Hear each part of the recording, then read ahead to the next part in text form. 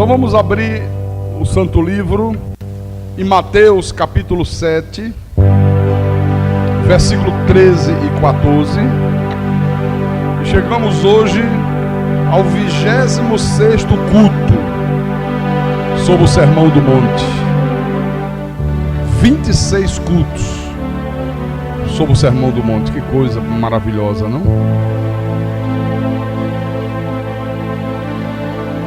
Todos acharam? Então Jesus disse assim: entrai pela porta estreita, porque larga é a porta e espaçoso o caminho que conduz para a perdição, e são muitos os que entram por ela. Porque estreita é a porta e apertado o caminho que conduz para a vida, e são poucos os que acertam com ela. Bom, meus irmãos amados, minhas irmãs em Cristo, você lembra que no culto de domingo à noite, Deus já começou a falar à igreja sobre esta palavra que Jesus proferiu aos discípulos? Porque na verdade essas palavras que estão aqui contidas nos versículos 13 e 14, na realidade elas contêm uma ordem e uma exortação ao mesmo tempo. Veja que é uma ordem, não é um pedido, viu? Não é um convite. Ele está determinando: entrai pela porta estreita. Ele está mandando. Quer dizer, isto é um chamado à ação. Entrai, você tem que tomar uma atitude. Ele está proclamando você a uma ação. Eu digo sempre, o evangelho da graça de Deus, irmãos, o evangelho que o Cristo ressuscitado revelou a Paulo, essas verdades eternas que nós temos proclamado ao povo de Deus, olha, isto é uma coisa que requer uma decisão, requer um compromisso. A pessoa que verdadeiramente é de Deus, ela não pode se manter distante, ela não pode se manter indiferente para com essa ordem de Deus, para com essas verdades de Deus. Porque se o teu interesse, ou se o meu interesse, se o nosso interesse em relação à Bíblia, em relação a esta verdade, em relação a este evangelho, for uma coisa puramente intelectual, olha, a única coisa que a Bíblia tem a dizer para nós é que nós não somos filhos de Deus. Se o teu interesse é um interesse puramente intelectual, não, eu quero ir lá, vou aprender algumas coisas para depois eu tripudiar em cima dos outros lá fora. Ninguém conhece, eu mostrar que eu tenho um conhecimento, mas você não toma nenhuma atitude, você não toma nenhuma decisão, você não quer nenhum compromisso com a verdade de Deus. Então, nós não somos filhos de Deus. Quem procede desta maneira não é filho do Deus Altíssimo. Tem aqui, em Mateus mesmo, vire um pouco a página na frente, tem um fato que Mateus registrou, que serve para ilustrar o que eu estou dizendo agora. Mateus capítulo 9, versículo 9, olha o que diz: partindo Jesus dali, viu um homem chamado Mateus, sentado na coletoria, e disse-lhe: segue-me. Ele se levantou e o seguiu. Olha só, Jesus viu um homem chamado Mateus, virou-se para aquele homem e disse o quê? Segue-me. Mateus se levantou, meu irmão, não pensou duas vezes, não titubeou, não teve livre-arbítrio. A Bíblia diz: ele se levantou e o seguiu. Olha, o evangelho da graça de Deus, ele faz exatamente a mesma coisa conosco. Quando este evangelho é pregado, ele não está convidando as pessoas para o admirarem, para elogiar: oh, que coisa maravilhosa, oh, que verdade tremenda de Deus, oh, que evangelho magnífico. Pelo contrário, este evangelho, quando ele é proclamado, ele está dizendo, ele está dando uma ordem para os eleitos, ele está dando uma determinação para os filhos de Deus. Ele está dizendo: segue-me, creia em mim, me assuma na tua vida.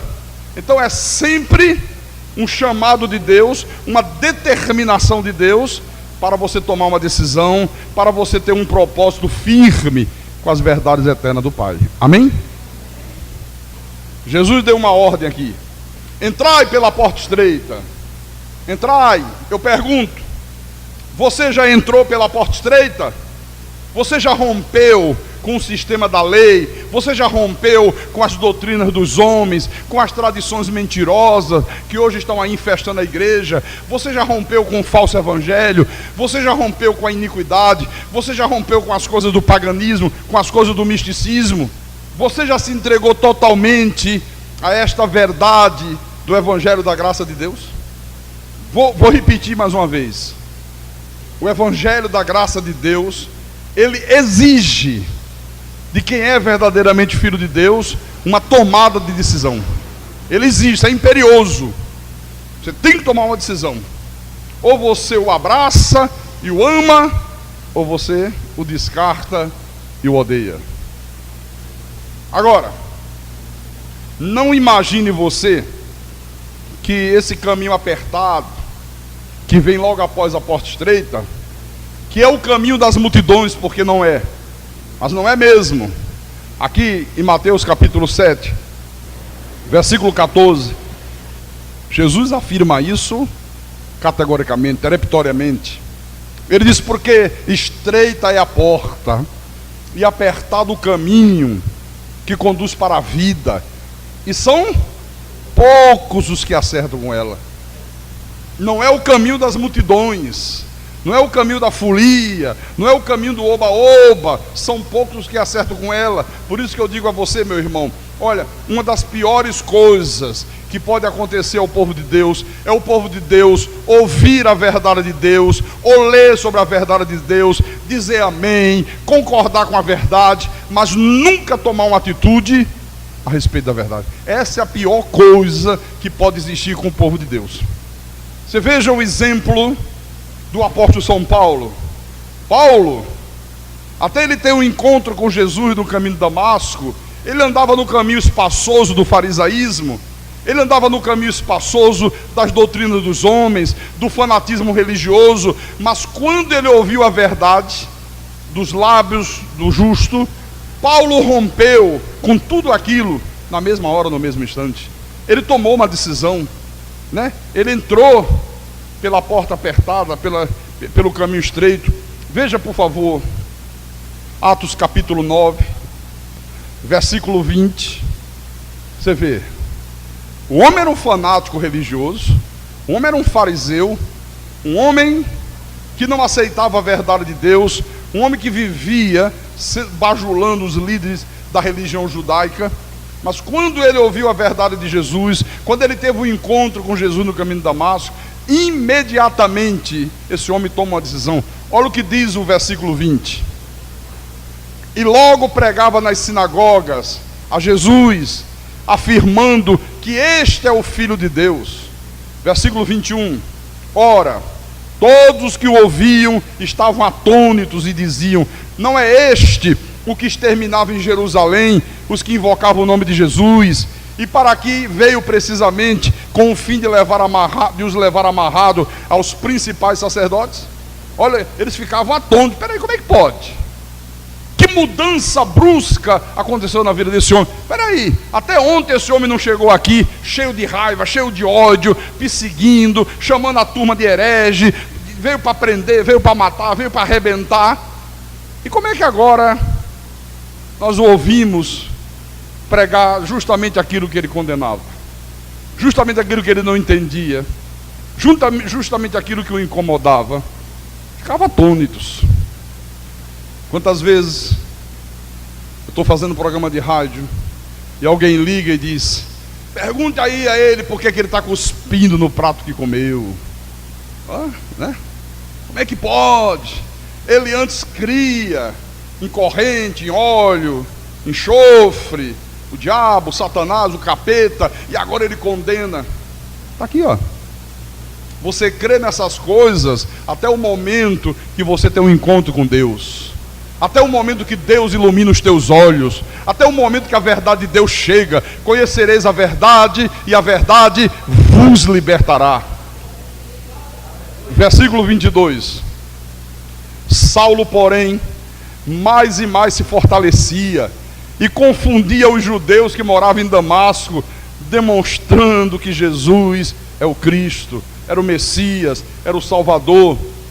Um pouco adiante, no capítulo 19, desse mesmo livro de Atos dos Apóstolos, versículo 8. Olha como tem que tomar uma decisão. Diz assim: durante 3 meses, Paulo frequentou a sinagoga dos judeus, onde falava ousadamente, dissertando e persuadindo com respeito ao reino de Deus. Visto que alguns deles se mostraram empedernidos e descrentes, falando mal do caminho diante da multidão, Paulo, apartando-se deles, separou os discípulos, passando a discorrer diariamente na escola de Tirano. Teve uma hora que Paulo diz: alto lá, não adianta eu pregar para essa gente, não adianta eu permanecer aqui na sinagoga, eles não querem saber da verdade, eles zombam da verdade, eles falam mal da verdade de Deus, então vou me apartar dessa gente.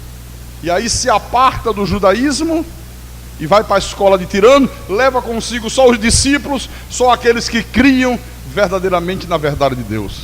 Olha, tem que tomar uma decisão, tem que tomar uma atitude.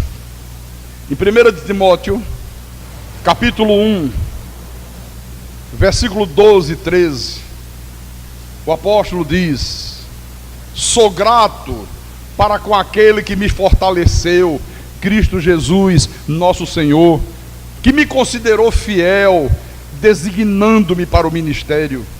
A mim que no outro tempo era blasfemo e perseguidor, insolente, mas obtive misericórdia, pois o fiz na ignorância, na incredulidade. Paulo diz: olha, tudo que eu fiz no passado, todas aquelas minhas atitudes, é porque eu estava na ignorância, eu era um ignorante, eu era um incrédulo, eu não conhecia a verdade de Deus. Por isso obtive misericórdia de Deus. Eu sou grato a Jesus. Jesus me fortaleceu, Ele me considerou fiel, Ele viu que eu iria pregar essa verdade, que eu não ia recuar, que eu não ia me acovardar, que eu não ia misturar a verdade com a mentira, que eu não ia misturar a lei com a graça. Ele me considerou fiel, Ele me designou para o ministério, Ele me constituiu um apóstolo. É Deus que designa, viu? É Deus que constitui um pastor. Filipenses capítulo 3, versículo 5 em diante, ele diz, está falando da vida dele: circuncidado ao 8º dia, da linhagem de Israel, da tribo de Benjamim. Paulo disse: eu sou hebreu de hebreus. Quanto à lei, fariseu, fanático, né? Quanto ao zelo, perseguidor da igreja. Quanto à justiça que há na lei, irrepreensível. Mas o que para mim era lucro, isto considerei perda por causa de Cristo. Sim, deveras considero tudo como perda por causa da sublimidade do conhecimento de Cristo Jesus, meu Senhor, por amor do qual perdi todas as coisas e as considero como refúgio para ganhar a Cristo. Aleluia. Ele diz: olha, tudo aquilo que para mim era importante, tudo aquilo que eu considerava lucro, tudo aquilo que eu considerava, sabe, fundamental na minha vida, eu agora considero como lixo, eu considero como refúgio, por amor a Cristo, por amor a Jesus, por amor à verdade de Deus. Viu? Ele disse: eu não quero saber de mais nada disso, essas coisas não me empolgam mais, essas coisas já não me atraem. Um homem cheio de prestígio, um homem que recebia autorização dos principais sacerdotes, dos papas da religião. Imagina o prestígio que esse homem tinha. Ele disse: olha, tudo isso eu considerei perda, lixo, refúgio por causa de Cristo. Tremendo, né? Considero tudo como perda por causa da sublimidade do conhecimento de Cristo Jesus, meu Senhor. Olha a importância do conhecimento. Por amor a esse conhecimento, ele diz: eu perdi todas as coisas, mas considero tudo isso aí como lixo, não vale nada mais para mim. Eu agora encontrei a verdade de Deus, Paulo está dizendo aqui. Amém? Também é maravilhoso o exemplo de Martinho Lutero, um sacerdote da Igreja Católica Romana. Estava lá Martinho Lutero, jejuando, e fazendo sacrifício, e pagando o preço, e pagando as indulgências, e crendo naquelas mentiras, até que um dia ele folheia a Bíblia e ele vai meditar na palavra e de repente ele encontra a porta estreita. Ele sabe que eu encontrei a verdade, encontrei a porta estreita. E quando aquele homem encontrou a porta estreita, imediatamente ele entrou por ela.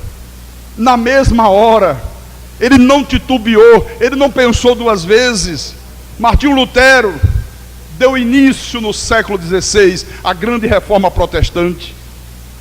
Ele não ficou lá no meio dos padres, querendo evangelizar os padres, querendo evangelizar os outros fiéis, porque hoje a gente vê muito isso.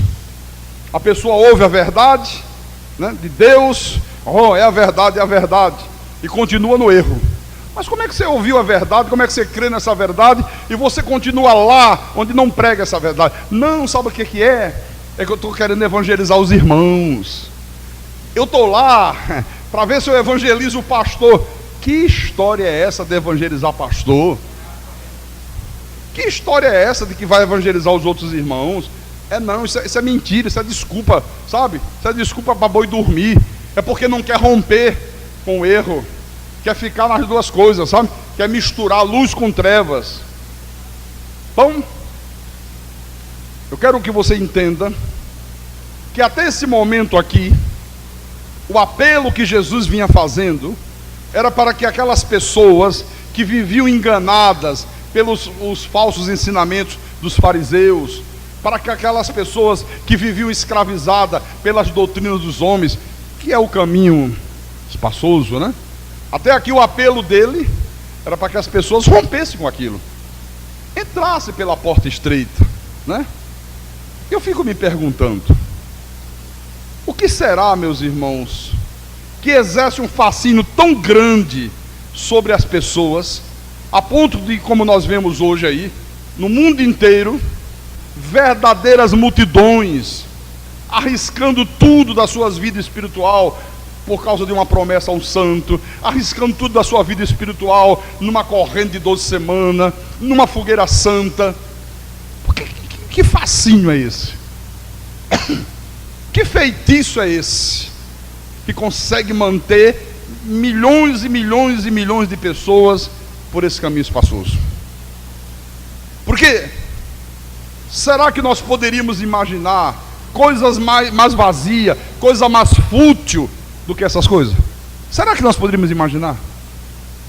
Ainda há pouco eu lembrei do meu passado, há coisa de quase 20 anos atrás. Alguém dizia para mim: pastor, às vezes eu olhava para minha casa e todas as paredes manchadas, porque a gente ficava passando óleo ungido nas paredes. E eu fiquei pensando, e eu fazia a mesma coisa. É verdade, porque eu cria nisso, sabe? Eu acreditava que era verdade. Chegava em casa, vamos ungir a casa toda. A campanha da água ungida. Aí pegava um saquinho de sacolé, né? Esse de plástico. Aí levava, chega lá, você pega um balde, enche da torneira e mistura. Esse aqui está ungido. Aí vai ungir a outra água. E você começa a aspergir na casa inteira. E saía aspergindo em tudo. Aí depois, eu lembro que minha mulher dizia: traz os cachorros, traz os cachorros. Eu tinha 2 casais de pastor alemão, né? Aí trazia os 2 casais de pastor alemão. Sai capeta, sai do cachorro também, sai demônio, sai não sei o que, queima. Tem coisa mais vazia, mais fútil do que isso? Não há, não tem. Então até aqui, o apelo de Jesus era no que diz respeito aos falsos ensinamentos. Quando ele disse, né? Deixa eu voltar lá em Mateus 7. Quando ele disse: entrai pela porta estreita, porque larga é a porta, espaçoso o caminho que conduz para a perdição, e são muitos os que entram por ela. Você lembra que eu expliquei aqui domingo à noite, que é quando ele disse: larga é a porta, espaçoso é o caminho que conduz para a perdição, que ele não está falando aí de perder salvação. Ele não estava dizendo que ali levava a pessoa para o inferno. Você lembra que eu disse essa expressão aqui, perdição, era no sentido de coisas inúteis, coisas fúteis, coisas que não traziam nenhum benefício para a vida espiritual do povo, o povo enganado, o povo iludido. Quantas pessoas de Deus estão enganadas aí fora com essas coisas? Quantas que são de Deus estão enganadas? Não produzem nada de bom, não traz nenhum benefício, é um caminho fútil, são coisas inúteis. Esse era o sentido aqui, tá? É isso que o Senhor Jesus estava dizendo aqui. Só que agora eu quero mostrar para a igreja, no livro de Lucas, capítulo 13, Jesus fazendo um apelo, e agora é diferente, para que as pessoas, né, que se deixam seduzir pelas coisas fúteis desse mundo, que também fazem parte do caminho espaçoso. 13. Que elas os abandonem, né? Porque agora sim, agora ele está falando de ir para o inferno mesmo. Agora ele vai falar de um caminho espaçoso que leva para o inferno, que leva para a perdição, né? No sentido genérico do termo. Então vamos lá. Lucas capítulo 13, versículo 22 a 24. Então diz assim: passava Jesus por cidades e aldeias, ensinando e caminhando para Jerusalém. Você vê que ele está no outro momento. O contexto agora é outro. Não é mais aquele contexto do Sermão do Monte. Mas eu estou trazendo isso à igreja para que você saiba que há dois tipos de problemas aqui embutidos, tá? Alguém lhe perguntou: Senhor, são poucos os que são salvos? Respondeu-lhes: esforçai-vos por entrar pela porta estreita, pois eu vos digo que muitos procurarão entrar e não poderão. Então, vamos considerar agora esse caminho espaçoso que o Senhor se refere aqui, no que diz respeito às coisas fúteis desse mundo. Por exemplo, observe, meus irmãos, a vida mundana que as pessoas que vivem nesse mundo lá fora, as pessoas que caminham pelo caminho espaçoso, observe a vida mundana que o mundo oferece para essas pessoas. Você já parou para observar isso? Bebedice, drogas, palavrão, noitadas, prostituição, um consumismo diabólico, um materialismo, sabe, exacerbado. Bom, no passado, todos nós experimentamos essas coisas. Todos nós. Agora não mais. Porque se nós ainda continuássemos apegados às coisas fúteis desse mundo, apegados às coisas que fazem parte do caminho espaçoso desta vida, nós não seríamos cidadão do reino de Deus. Não seríamos. O apóstolo Paulo disse isso aos Coríntios, na primeira epístola aos Coríntios, capítulo 6, versículo 9. Olha o que o apóstolo diz. 1 aos Coríntios, capítulo 6, versículo 9. Ou não sabeis que os injustos não herdarão o reino de Deus?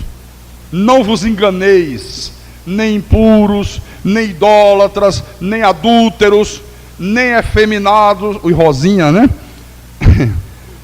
Nem sodomitas, nem ladrões, nem avarentos, nem bêbados, nem maldizentes, nem roubadores herdarão o reino de Deus. Aí no versículo 11 ele é categórico: tais fostes alguns de vós, mas vós vos lavastes, mas fostes santificados, mas fostes justificados em o nome do Senhor Jesus Cristo e no Espírito do nosso Deus. Quer dizer que se uma pessoa está na igreja, mas ela continua uma pessoa impura, continua uma pessoa idólatra, pastor, mas peraí, uma pessoa pode se dizer crente e continuar idólatra?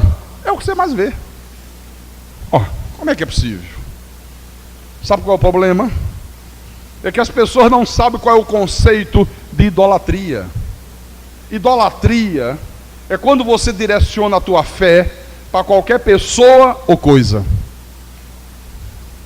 independente de Deus. O povo evangélico acha que idolatria é só os católicos. Aquele vizinho ali é idólatra, é católico. Ele idolatra os santos, ele idolatra a Maria. Não. Quando você vê uma pessoa direcionando a sua fé para um saco de sal, um copo com água colocado na frente do rádio da televisão, quando você vê uma pessoa direcionando a sua fé para um vidrinho de óleo, olha, isso é idolatria, das mais perversas, viu? Ele chama o quê? Ponto de fé, ponto de contato com o diabo, ponto de contato com o reino das trevas, viu? É isso que é. Então, se continua idólatra, se está dentro da igreja, diz que é crente e continua efeminado. Já existe hoje a igreja dos gays. A sede é em São Paulo, né?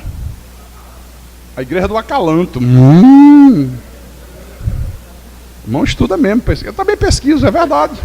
Não, eu falei com ele no sentido que ele estuda mesmo, que a maioria das pessoas nem procuram ler sobre isso, viu? A igreja do Acalanto diz que o pastor sobe no altar de terno cor-de-rosa,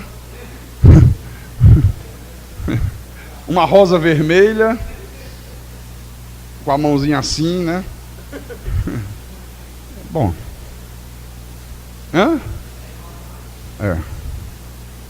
Mas a Bíblia está dizendo: os efeminados, os desonestos.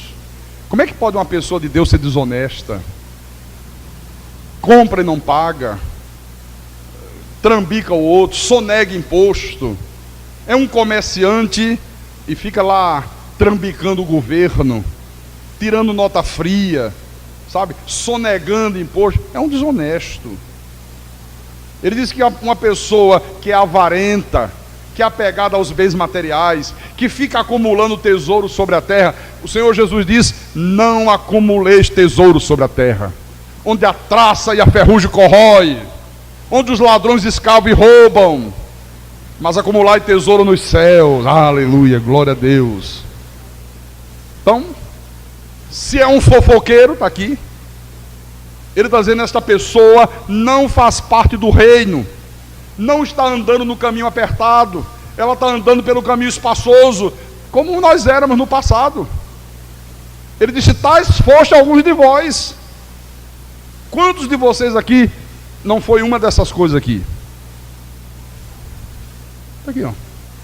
Ele diz: mas agora vocês não são mais, mas vós vos lavastes, mas foste santificados, mas foste justificados em o nome do Senhor Jesus Cristo e no Espírito do nosso Deus. Amém?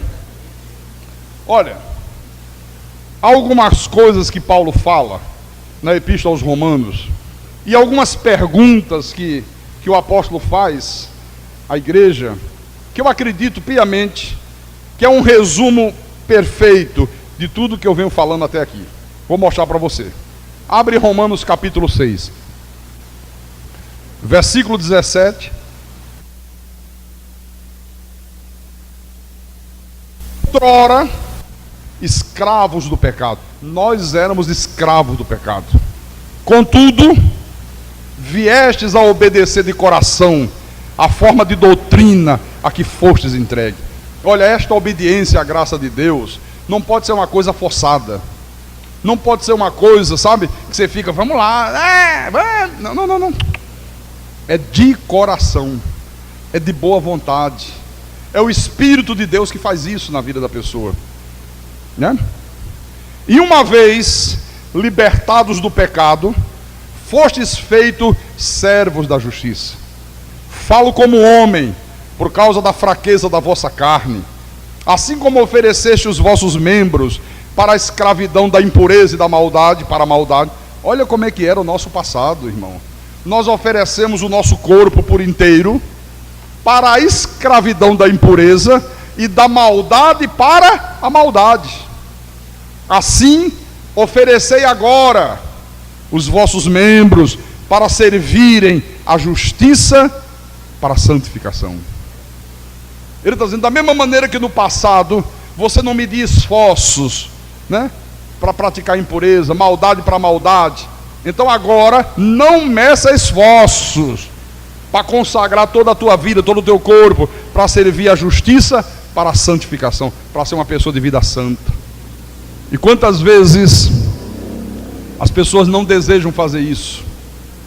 no passado, não mediam esforços para beber, para passar a noite acordado, para ir para o forró, para o samba, e não sei para quê, ir à boate, ir à noitada, tinha disposição para tudo, não reclamava da distância, não reclamava se ia gastar dinheiro de gasolina, se ia gastar dinheiro pagando transporte, ia mesmo. Aí quando se converte, não, eu não posso vir em todos os cultos que eu moro longe. Não, a passagem é cara. Não, não sei o que. Você não vê muita gente fazendo isso? Olha aí. No versículo. Fala, irmão. Como é que é? O que eu estou lendo agora? 6. Não, eu estou lendo Romanos, capítulo 6. Ah, ele quer que eu leia o versículo 14?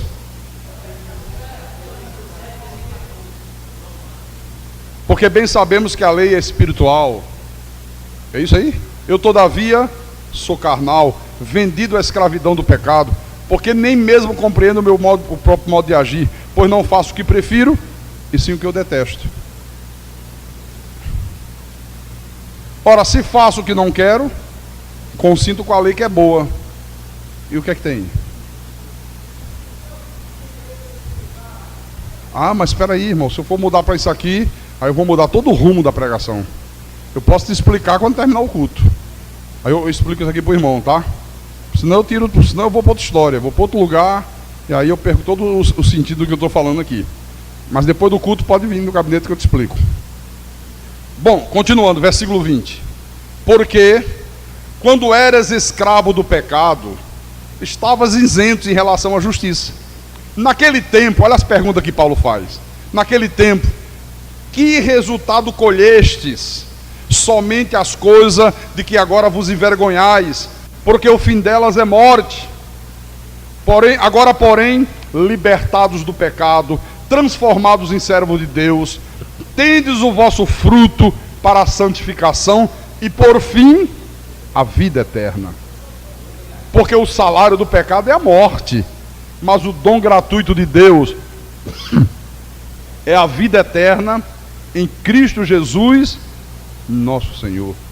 Quantas coisas, meus irmãos, que nós fizemos no passado, como Paulo diz aqui, que só nos trouxe problemas, só nos trouxe sofrimento, só nos trouxe angústia, só nos trouxe remorso, coisa que só de lembrar nós sentimos vergonha.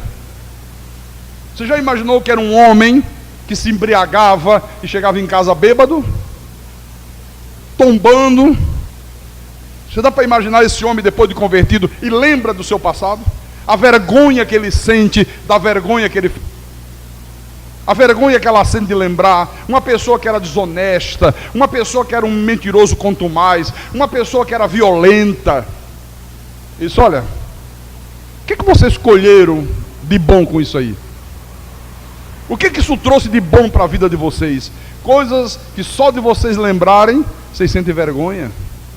Veja aí fora no mundo, o modus vivendo das pessoas. As pessoas trabalham exaustivamente, sabe? Trabalham duro para ganhar dinheiro. Com que dificuldade se ganha dinheiro? E as pessoas trabalham de 6 da manhã a não sei que hora da noite, sabe? De domingo, de segunda a sexta, de segunda a sábado.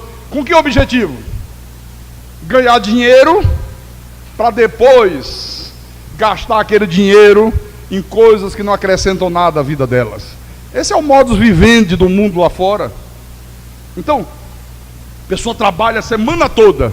Ai, tomara que chegue sexta, tomara que chegue sexta-feira. Quando chega a sexta, ela já chega de manhã no trabalho. Sexta, hein, meu irmão? Mais tarde o couro vai comer. Já vamos sair daqui e tomar uma geladinha, uma loura gelada. Vamos tomar lá um quentão, né? Olha, hoje vai para onde? Ah, não vou nem em casa. Também não vou não. Já vim pronto. Vou sair daqui pro clube do...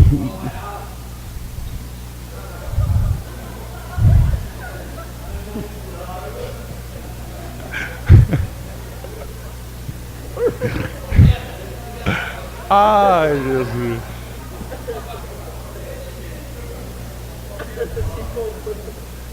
Se empolgou ele, tá vendo? Eu ia falar do clube do vaqueiro, né? E é o clube do vaqueiro, e é o clube do bezerro, e é não sei o quê. Você já viu como é que a cidade fica toda cheia de faixas e cartazes anunciando o final de semana, como é que vai ser? E as pessoas trabalham para ganhar dinheiro só em função disso. Só em função dessas coisas, sabe? Não pensam noutra coisa diferente. Aí eu pergunto, meus irmãos, o que há de valor, o que há de importante num tipo de vida como este? Qual é a vantagem que esse tipo de vida proporciona?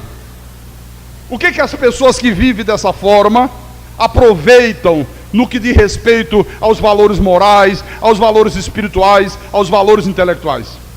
O que elas aproveitam? Nada. Absolutamente nada. Mas é o modus vivendi das pessoas lá fora. Eu era assim. Chegava quinta-feira, já entupia a geladeira de cerveja. Enche aí. Ficava cheia. Na hora do almoço, já não almoçava nem na fábrica, ia almoçar fora, que é para já começar a tomar umazinha. Quando largava 6 horas, só aparecia no outro dia 7 horas da manhã. Às vezes nem dormia, ia direto. E quando dormia, que acordava com aquela ressaca de louco, a cabeça do tamanho do mundo, aquele gosto de cabo de guarda-chuva na boca. Já sentiu isso? Gosto de cabo de guarda-chuva na boca. E a turma diz assim: para curar ressaca, a melhor coisa é começar a beber de novo. Passa rapidinho, aí você vai, começa de novo. Aí gastava o dinheiro todinho. Segunda-feira começava a trabalhar de novo, fazer hora extra. Não, eu quero fazer hora extra, quero mais dinheiro para começar a gastar de novo. É assim que as pessoas têm vivido aí fora. Você quer ver outra coisa? Irmãos, o que há de nobre em uma pessoa só querer se vestir com roupas de grife famosas? O que há de nobre nisso? Qual é o objetivo? O que isso proporciona de útil para uma pessoa que vive escravo disso? Ah, não. É porque eu não gravo mais os nomes dessas coisas. Antigamente eu sabia todas elas. Fala aí, ajuda aí.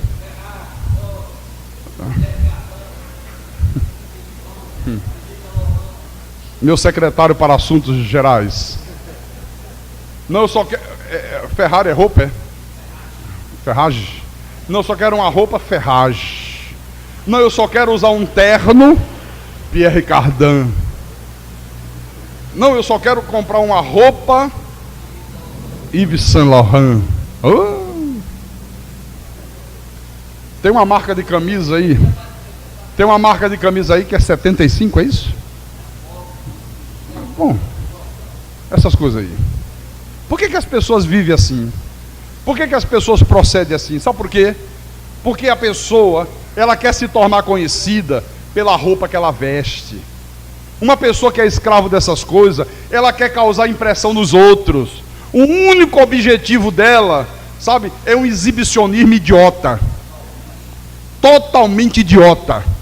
Você pega o mesmo tecido que a fábrica famosa lá da Pierre Cardin fez. Aí cobra a roupa R$1.500, um exemplo. Aí pega aquele mesmo tecido, uma outra que não é famosa, faz uma roupa igual, genérico. Aí diz, olha, é a mesma roupa, a mesma coisa, só que essa aqui tem a etiqueta Pierre Cardin. Essa aqui não tem. Olha, essa custa 1.500, essa aqui custa 120. Adivinha qual é a roupa que a pessoa compra? A de 1.500. Para se exibir, para aparecer. O único objetivo é esse. Por isso que eu usei a expressão um exibicionismo idiota. Para aparecer, causar impressão nos outros, chamar a atenção dos outros. Então, não é exatamente assim que vive as pessoas aí no mundo que andam pelo caminho largo? É ou não é? Agora eu pergunto, meu irmão, e por que é que muitos cristãos, e por que é que muitos crentes estão tendo esse mesmo tipo de comportamento? Por que você vê pessoas que se dizem convertidas, que estão dentro da igreja, que assistem os cultos, que carregam Bíblia, que conhecem a palavra, e tem o mesmo tipo de comportamento? Por que razão? Sabe por quê? Porque ainda não tomaram a atitude de entrar pela porta estreita. Não tomaram ainda a atitude. Aí continuam vivendo uma vida apegada às coisas fúteis desse mundo, às futilidades dessa terra, que não acrescenta nada à vida de ninguém. Pedro, na sua primeira epístola, ele também fala sobre essa modalidade de vida vazia que as pessoas têm vivido. 1 de Pedro, capítulo 1, versículo 18. Olha o que Pedro diz: sabendo que não foi mediante coisas corruptíveis, como prata ou ouro, que fostes resgatados do vosso fútil procedimento que vossos pais vos legaram. Você está vendo? Quer dizer que os nossos pais nos legaram um fútil procedimento. O nosso procedimento era fútil. Nesse tipo de vida do caminho espaçoso, tudo é fútil, tudo é inútil, tudo é sem substância, tudo é superficial, tudo é vazio. As pessoas vão vivendo um tipo de vida, sabe, cheio de artificialismo, cheio de ilusão, cheio de loucura. É como se fosse uma auto-hipnose, um auto-hipnotismo. Então, na verdade, tudo que elas fazem é visando receber louvor e adulação dos homens. Só visando isto aqui. Mas eu pergunto outra vez para os irmãos: qual é o valor real que há no louvor e na adulação dos homens? Que valor há nisso? Nenhum. Por isso que o caminho espaçoso, irmãos, olha, é vazio, é inútil, tanto moralmente, como espiritualmente, como intelectualmente. Não acrescenta nada, nem a tua vida moral, nem a tua vida espiritual, nem a tua intelectualidade. Nada, absolutamente nada. As pessoas que vivem esse tipo de vida, observe, são sempre pessoas muito tediosas, são sempre pessoas muito invejosas. Elas sentem inveja uma das outras, uma sente despeito da outra. Veja como é a vida aí na sociedade. O vizinho vê o outro comprar um carro, ele quer comprar um igual. Quer comprar um igual. E quando não pode comprar, aí diz assim: ó, fulano comprou, vai ver que está roubando. Ele não pensa que você está trabalhando, está dando duro. Ele acha que você está sendo desonesto, já que ele não pode. Aí começa a inveja. As pessoas vivem uma em função das outras. Olha, você viu fulano, quem foi? Tu viu a roupa que ela comprou? Não. Comprou um vestido. Tem Pierre Cardin vestido? Tem um. Sei lá, faz de conta que tem. Olha, comprou um vestido Pierre Cardin. É mesmo, é? No outro dia ela vai e compra o mesmo. Eu também comprei. Ela sai por uma porta, eu saio pela outra. Por isso que você vê as pessoas tomando toda a sorte de atitudes indignas. Então o que eu quero que você observe, e é o que Deus está querendo, é que os ímpios, irmãos, eles fazem dessas coisas a razão principal das suas vidas. Os ímpios, eles vivem a vida única e exclusivamente em função dessas coisas. Em função do divertimento, em função da bebedice, em função do luxo, em função de aparecer para os outros, de comprar uma roupa de grife famosa. É sempre assim. Às vezes a pessoa está passando uma necessidade grande, um aperto financeiro. Aí chega na hora de fazer o aniversário de um filho. Olha, ela quer fazer uma festa que ela nunca poderia fazer, mas ela faz.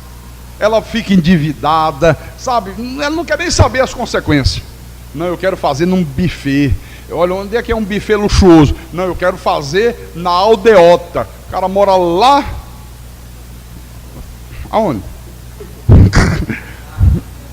Hã? Não, para não citar nome. Lá onde o vento faz a curva. Aí ele chega a dizer: não, mas eu quero fazer o aniversário ali num buffet que tem na Aldeota. Num buffet que tem ali perto do Cambeba. Sabe? Gasta o que pode e o que não pode, só para aparecer para os vizinhos, só para aparecer para a família. Então eles vivem a vida em função disso. Em 2 aos Coríntios, capítulo 4, versículo 4, Paulo vai dizer por que disso. Por que as pessoas que vivem pelo caminho espaçoso, o caminho largo, vivem assim? Ele diz, nos quais o Deus deste século cegou o entendimento dos incrédulos, para que lhes não resplandeça a luz do evangelho da glória de Cristo, o qual é a imagem de Deus.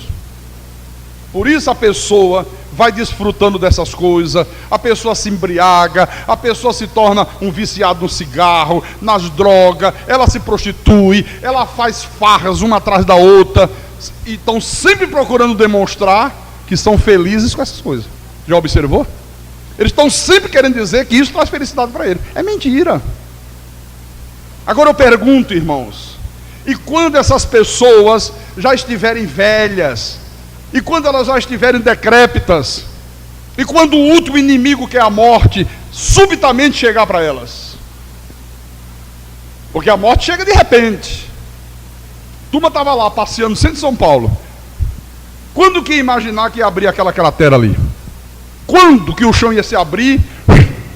Pessoa dentro do micro-ônibus. Quando que ia imaginar que segundos depois ela estaria 30 metros abaixo da superfície, com toneladas e toneladas de terra em cima? Quanto? Então, quando o último inimigo, que é a morte, chega, né, quando eu vier encontrá-las, como é que vai ser? E quando elas não puderem mais beber, quando elas não puderem mais fumar, quando elas não tiverem mais condições físicas de fazerem suas noitadas de final de semana, de se prostituírem e de praticarem tantas outras coisas para as quais elas dedicaram a vida inteira, eu pergunto, o que é que vai restar para essas pessoas? O que é que vai restar para elas? Nada, senão temor, horror, tormento e perdição eterna. É a única coisa que vai restar para elas, irmãos. Nada mais. Pastor, e para nós que estamos andando pelo caminho apertado? E para nós que entramos pela porta estreita? Que não vivemos apegados a essas coisas, que mudamos a nossa escala de valores, que temos hoje uma outra visão. O que é que vai restar para nós? O que é que nos aguarda na hora da morte? Quando o último inimigo, que é a morte, chegar, o que é que nos aguarda nesse momento? Olha a diferença, viu? Volta lá em 1 de Pedro, capítulo 1, versículo 3 e 4. Ele diz, bendito o Deus e Pai de nosso Senhor Jesus Cristo, que segundo a sua muita misericórdia, nos regenerou para uma viva esperança, mediante a ressurreição de Jesus Cristo dentre os mortos, para uma herança incorruptível, sem mácula, imacessível, reservada nos céus para vós outros. Aleluia. Então o que aguarda para você é uma herança incorruptível. O que te aguarda é uma vida eterna com Deus. É uma vida eterna com Deus. Agora há uma coisa importante que eu quero que fique bem claro. Olha, irmãos, não há meio termo entre esses dois caminhos opostos que Jesus mostrou aqui. Se uma pessoa não se encontra no caminho apertado, isso significa que ela já se encontra no caminho espaçoso. Tem que ser uma coisa ou outra. Isso aqui não é meio termo, isso aqui não é uma coisa, peraí, estou aqui. Ali está uma porta estreita, aqui está uma porta larga. Eu vou, não entrei por um nem por outro, estou neutro. Não é isso não. Não tem meio termo. Se não entrou pela porta estreita, é porque está na porta larga. Se não tomou a decisão ainda de começar a andar pelo caminho estreito, apertado, é porque está no caminho espaçoso. Ou você está do lado de Jesus, ou você está contra Jesus. Ou nós entramos pela porta estreita, ou nós estamos andando a passos largos pelo caminho espaçoso. Uma outra coisa também importante: quando você entra pela porta estreita, quando você começa a caminhar pelo caminho apertado, olha, já há alguém que está caminhando na tua frente lá, que é o Senhor Jesus Cristo, irmão. É Jesus, é Ele que vai adiante de nós, é Ele que diz para mim e diz para você também: segue-me. É Ele que diz: vamos, toma a tua cruz e siga-me, vamos lá, vamos lá. E só pode atender a esta ordem do Senhor Jesus Cristo aqueles que foram predestinados para a salvação. Só pode atender esta ordem aqueles que têm os seus nomes escritos no livro da vida desde antes da fundação do mundo. Pastor Carlos Magno, e nós que já estamos, pastor, caminhando pelo caminho apertado, se de repente, pastor, nós cometemos alguma falha com Deus, isso significa que nós retrocedemos para o caminho largo, para o caminho espaçoso?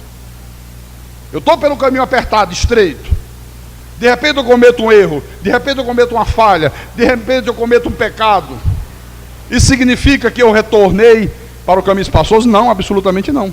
Você lembra que Jesus disse no início das bem-aventuranças, nós vimos aqui, Mateus 5,6, bem-aventurados que têm fome e sede de justiça, porque serão fartos.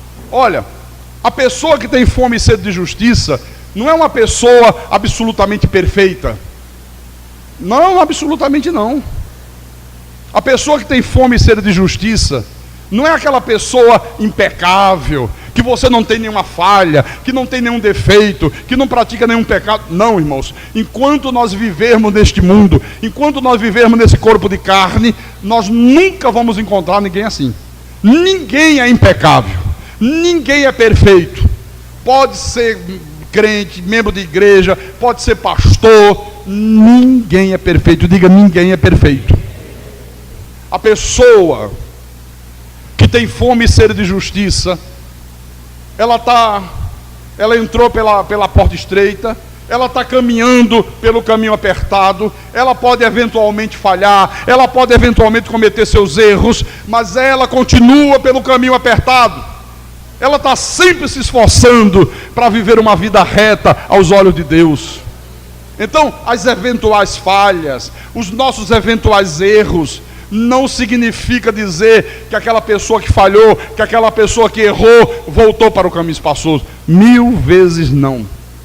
Então eu quero que você compreenda que é possível uma pessoa falhar, é possível uma pessoa pecar contra Deus, mesmo ela estando no caminho apertado. É possível. Agora, quando o Filho de Deus percebe que errou, quando ele percebe que ele falhou contra Deus, olha, ele reconhece o seu erro, o seu pecado, e ele na mesma hora recebe de Deus o perdão. Agora reconhece mesmo, viu? De uma forma ou de outra. Pastor, mas isso está na Bíblia? Está. Bem pertinho aí de onde você está. Em 1 de João, capítulo 1, versículo 8 e 9. Ele diz: se dissermos que não temos pecado nenhum, a nós mesmos nos enganamos, e a verdade não está em nós. Olha, está falando com a igreja, está falando com aqueles que estão andando pelo caminho apertado. Mesmo andando pelo caminho apertado, se nós dissermos que não temos nenhum pecado, que não praticamos nenhum erro,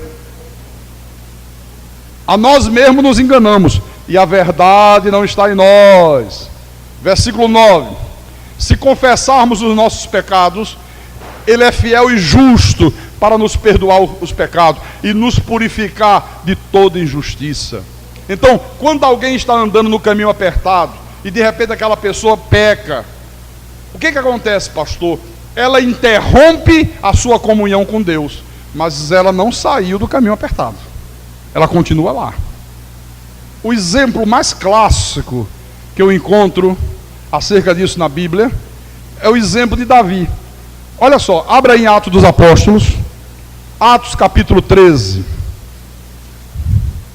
Atos capítulo 13, versículo 21 e 22. Ok? O apóstolo diz: então eles pediram um rei, o povo de Israel, o povo hebreu, e Deus lhes deparou Saul, filho de Quis, da tribo de Benjamim, e isto pelo espaço de 40 anos. E tendo tirado a este, levantou-lhes o rei Davi, do qual também, dando testemunho, olha o testemunho que Deus deu acerca de Davi: achei Davi, filho de Jessé, homem segundo o meu coração, que fará toda a minha vontade. Um homem segundo o coração de Deus, um homem fiel, um homem temente a Deus, um homem espiritual, um homem que andava pelo caminho apertado, um homem que entrou pela porta estreita, mas que um dia esse homem cometeu um pecado terrível. Esse homem foi responsável por uma das páginas mais negras da Bíblia Sagrada. Eu vou mostrar. Lá no Velho Testamento, 2 de Samuel, capítulo 11, versículo 1. Eu vou ler um pouco mais rápido agora, porque o tempo já está correndo rápido. Decorrido um ano, no tempo em que os reis costumam sair para a guerra, enviou Davi a Joabe e seus servos com ele e a todo Israel, que destruíram os filhos de Amon e sitiaram Rabá. Porém Davi ficou em Jerusalém. Uma tarde, levantou-se Davi do seu leito e andava passeando no terraço da casa real. Daí viu uma mulher que estava tomando banho. Era ela muito formosa. Davi mandou perguntar quem era, e disseram: é Betsabá, filha de Eliã e mulher de Urias, o heteu, um dos soldados dele. Então enviou Davi mensageiros que a trouxessem. Ela veio e ele se deitou com ela. O rei, né? Deve ter pressionado a mulher. Eu sou o rei, eu sou a mulher, pô, eu não vou recusar o rei, né? Vai dar problema pro meu marido, vai dar problema para mim. Então vou lá. Teve um caso com o rei. Tendo-se ela purificado da sua imundícia, voltou para casa. A mulher concebeu e mandou dizer a Davi: estou grávida. Olha o que aconteceu. Isso aqui tem uma lição importante. Ele era o rei, mandou os servos, mandou os soldados, mandou todo mundo ir para a guerra, e ele ficou em casa no bem bom, no palácio. Tem um ditado que diz: mente vazia, oficina do diabo. Por isso que eu não gosto de ficar parado, eu gosto de estar sempre fazendo alguma coisa. Eu não gosto de mandar os outros fazer e ficar quieto. Eu gosto de ser o que mais trabalha, eu sempre estou na frente, eu sempre estou na linha de frente. Eu não gosto de dormir de dia, só se eu não estiver bem, só se eu não estiver com algum problema, porque eu não gosto. Aí o pastor Márcio que testemunha isso. Os dias que eu faço aqui, eu acordo cedinho, né? Eu vou direto até de noite, viu? Ficou de bobeira, todo mundo trabalhando, todo mundo fazendo alguma coisa, ele lá, numa boa. Saiu, né? Passeando no terraço, passeando, ó, olhando as belezas. Aí viu lá uma mulher tomando banho, olhou, já começou a ser tentado pela sua cobiça, já desejou a mulher. Quem é? Olha, é Betsabá, é filha de Eliã, é mulher de Urias, o heteu, um dos teus soldados. É mesmo? Chama ela lá, eu quero levar um papo com ela. A mulher veio, se envolveu com a mulher, bastou uma vez, a mulher pegou uma gravidez. Se tivesse confessado logo a Deus e parado, mas não, ele correu no pior erro que pode acontecer. Você comete o erro, comete o pecado, ao invés de reconhecer que pecou e parar logo ali, aí tenta esconder o pecado. Só que você vai esconder dos homens, mas jamais você vai esconder de Deus. Jamais você vai esconder de Deus. Olha o que ele fez. Então, versículo 6, né? Enviou Davi mensageiros a Joabe, dizendo: manda-me Urias o heteu, que era o marido dela. Joabes enviou Urias o heteu. Joabe enviou Urias a Davi. Versículo 7. Vindo, pois, Urias a Davi, perguntou este como passava Joabe, como se achava o povo, como é que ia a guerra. Depois disse Davi a Urias: olha, desce para a tua casa, lava os teus pés, fica lá tranquilão, Tira aí uns dias de folga. O rei mandando, ó. Porque ele pensou o seguinte: eu trago ele, manda ele para casa dele, dou uns dias de folga. E depois ele volta. Quando a mulher tiver grávida, todo mundo vê a gravidez. Não é dele, ele teve uns dias aí, dormiu com ela. Hã? A malícia. Esquecendo que Deus está olhando, Deus está vendo.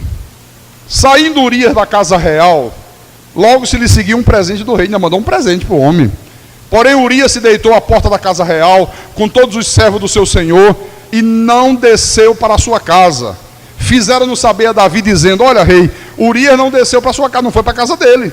Então disse Davi a Urias: não vês tu de uma jornada, de uma luta grande, de um esforço tremendo? Por que não fosse para a tua casa descansar? Por que você não foi lá ficar com a tua mulher, rapaz? Eu não te dei isso? Tudo que ele planejou estava dando errado. Aí Urias disse: a arca, Israel e Judá estão em tendas lá no meio da guerra.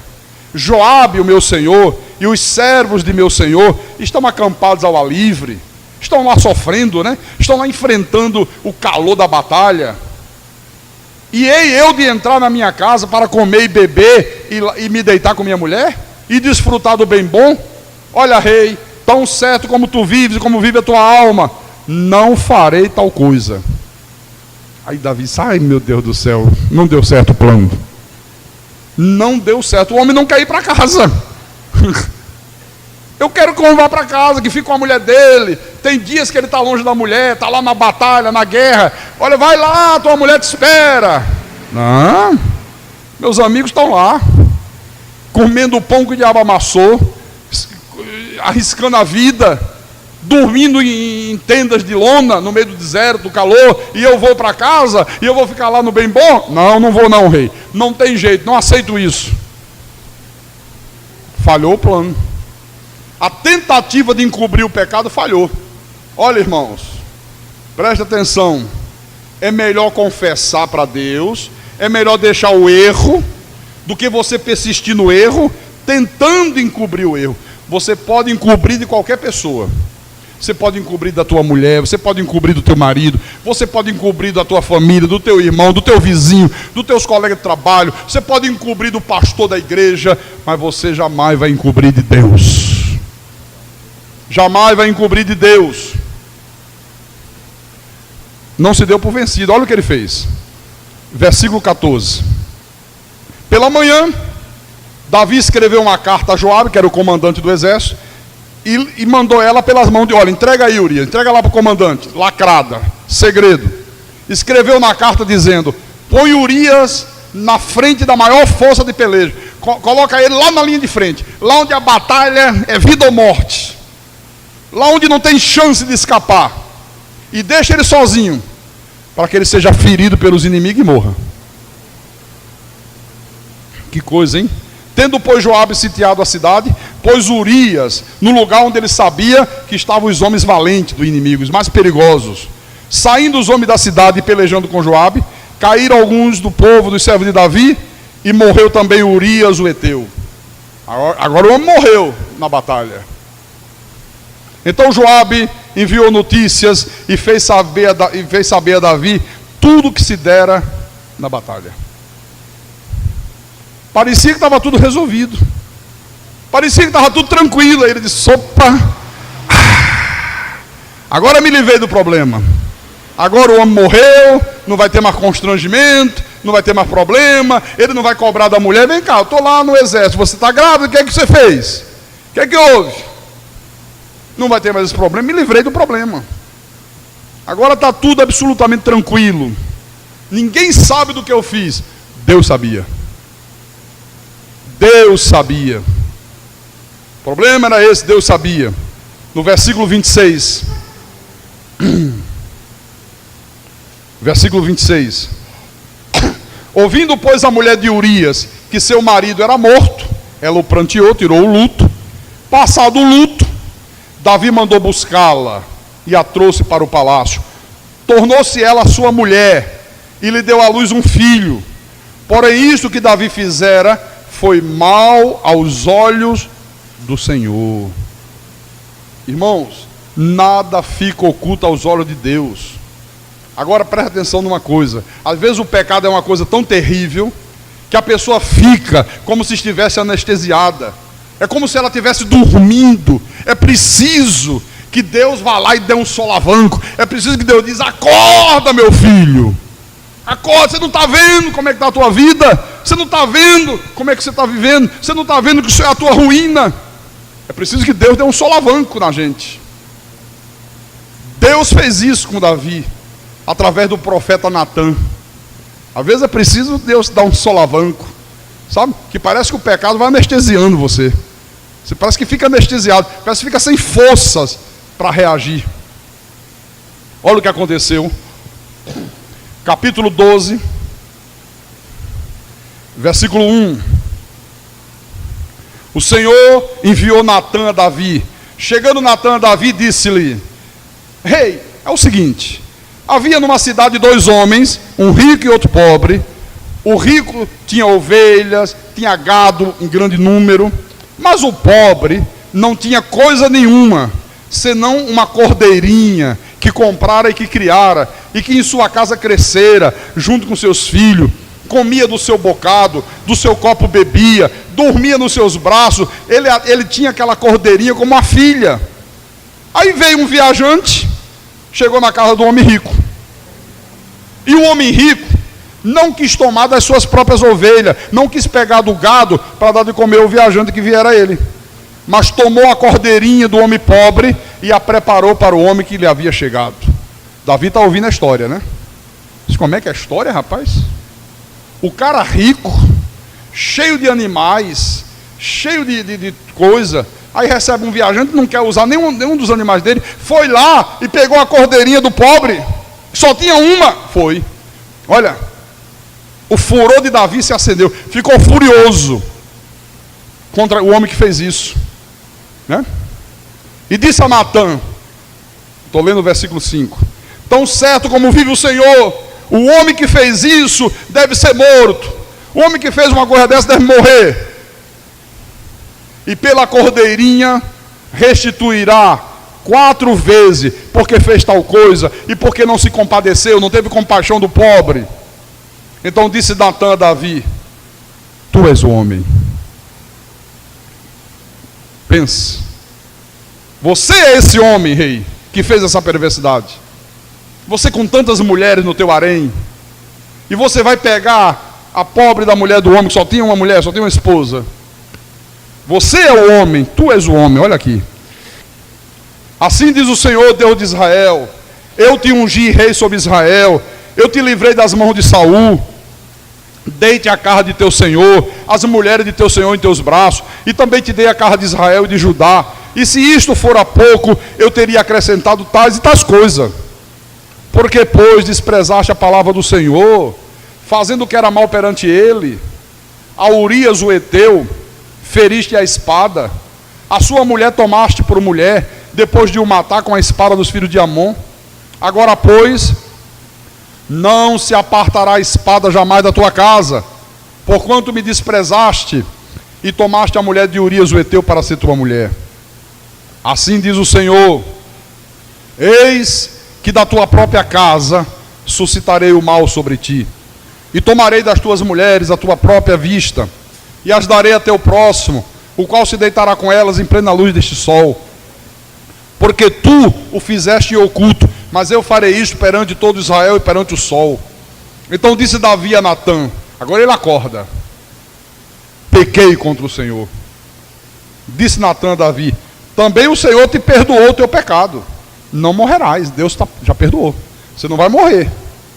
Mas posto que com isto deste motivo a que blasfemasse os inimigos do Senhor.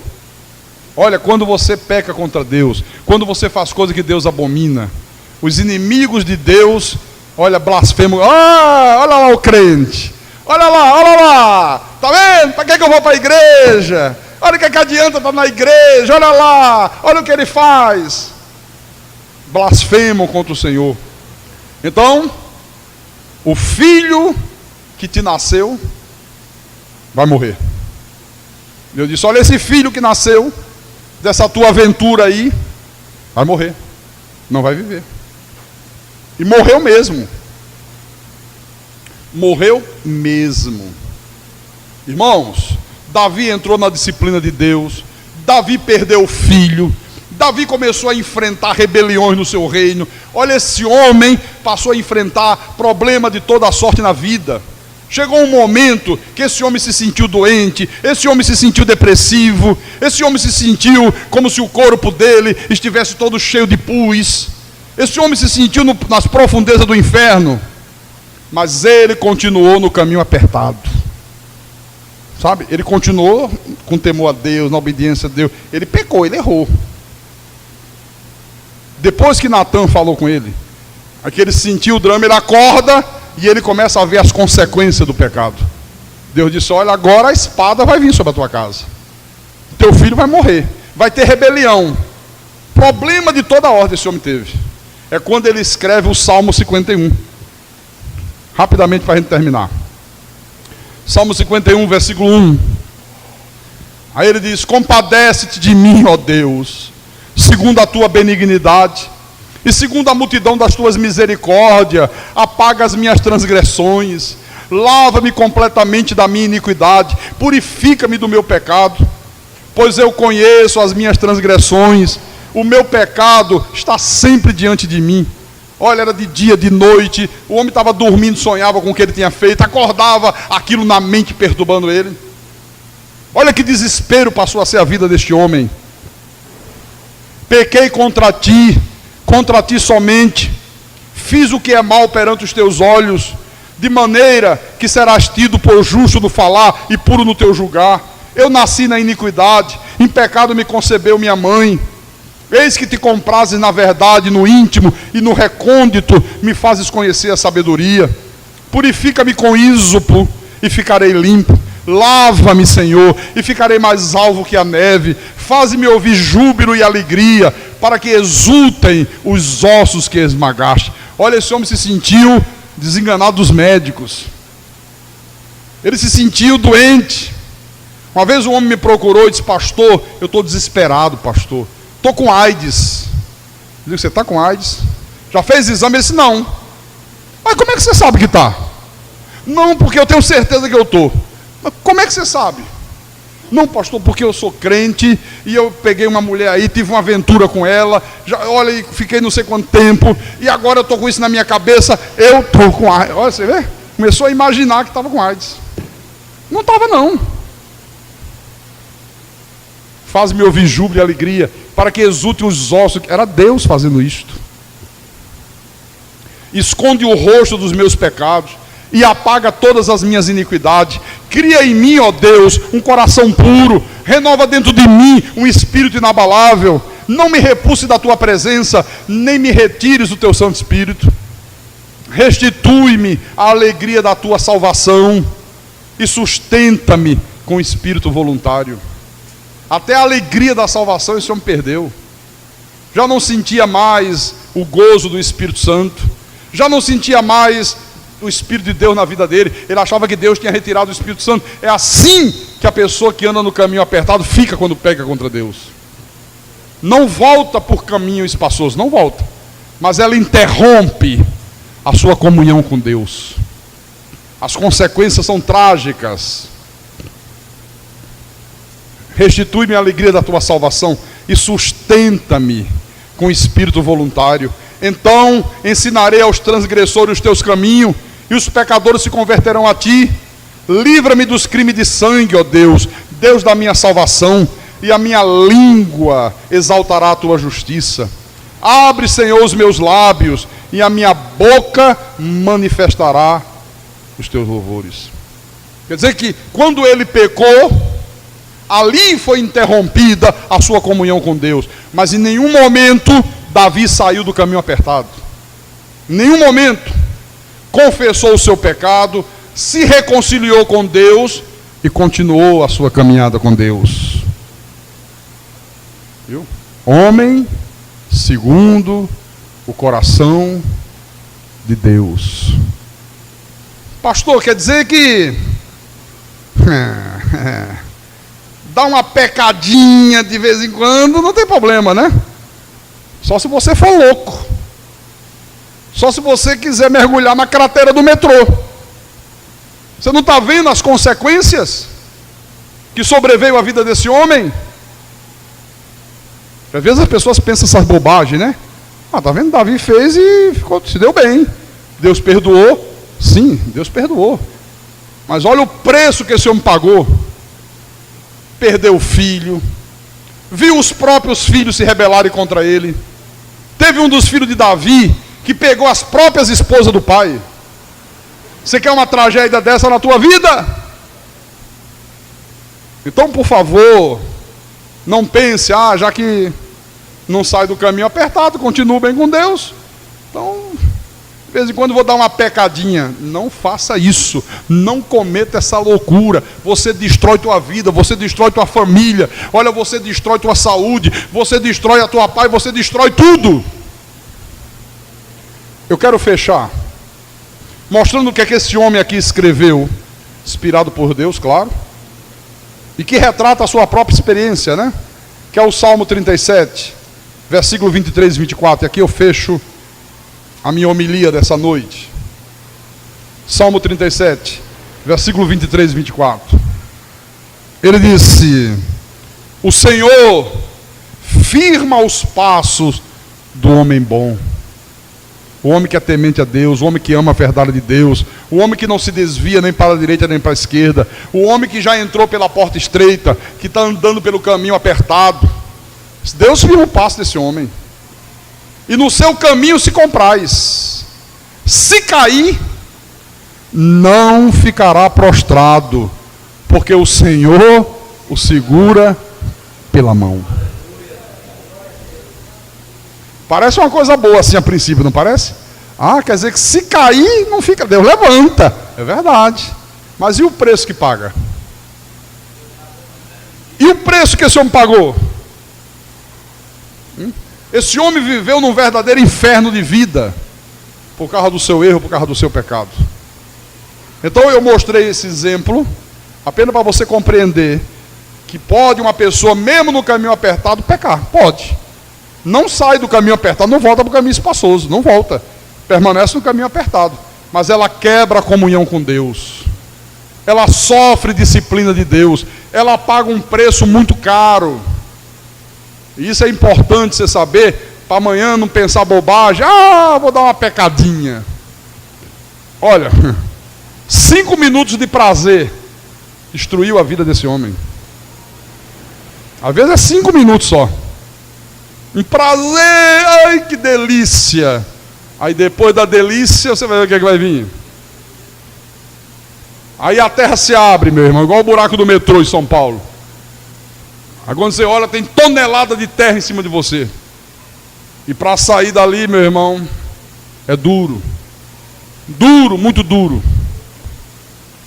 Fecho perguntando: você já entrou pela porta estreita?